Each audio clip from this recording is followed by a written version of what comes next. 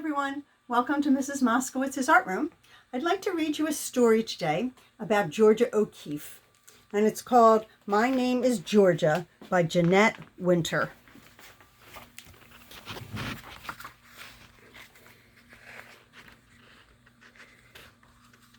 Georgia O'Keeffe was born on a farm in Wisconsin in 1887.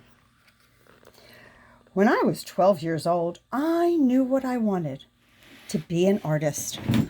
I've always known what I wanted. When I was small, I played alone for hours and hours and hours. I was satisfied to be all by myself. I did things that other people don't do. When my sisters wore sashes, I didn't. When my sisters wore stockings, I wore none. And when my sisters wore braids, I let my black hair fly free. I rode to town every Saturday to copy pictures from the stack in the art teacher's cupboard. At home, I looked out my window and drew pictures of what I saw. Maybe I could make something beautiful. At school in Chicago, I drew from statues in the museum. At school in New York, I painted one still life painting a day, every day.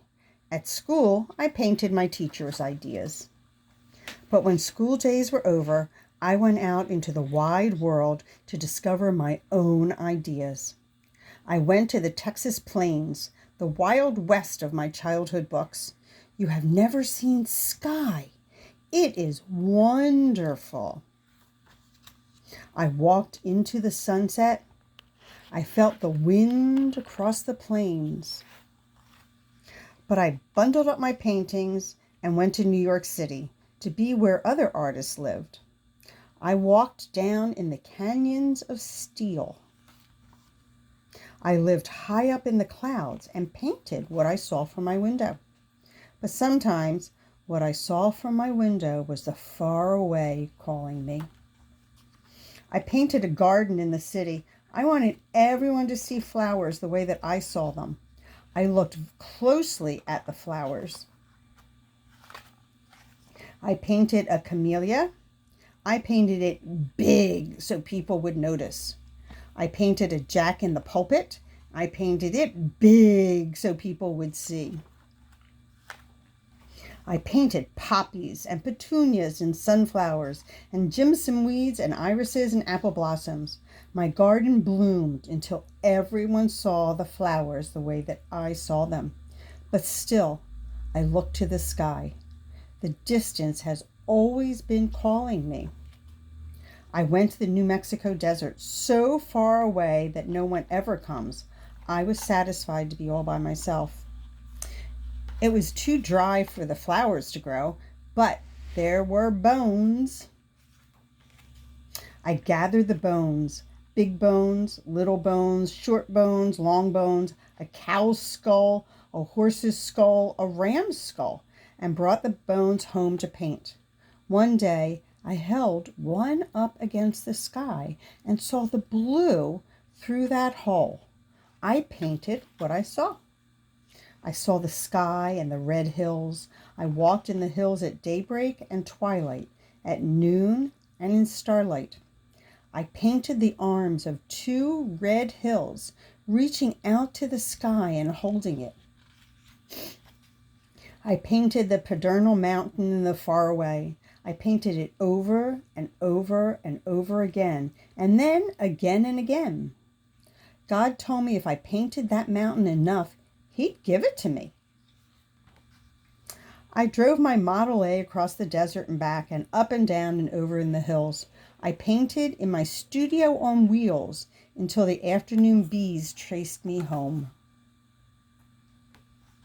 Even in winter, I went far out into the faraway and painted in the bitter cold.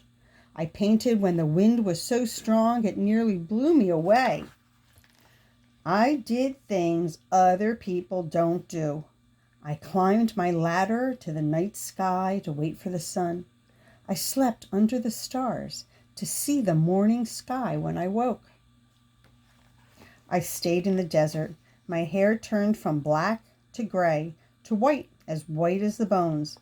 I still walked the red hills. My pile of bones grew. My flowers bloomed in the desert, and my paternal was mine. And the sky, oh, it was still wonderful. I painted the sky one more time. I painted my sky big so people would see the sky the way that I did. I worked from dawn to dusk every day for weeks and months. Then, as I painted the last cloud, the sun slipped behind the paternal. I laid my brushes down. Kiss the sky for me. Georgia O'Keeffe lived to be 98 years old. In museums all across the land, people see her flowers, deserts, hills, cities, and skies the way that she did. Thanks for coming to Mrs. Moskowitz's art room. Hope to see you again soon.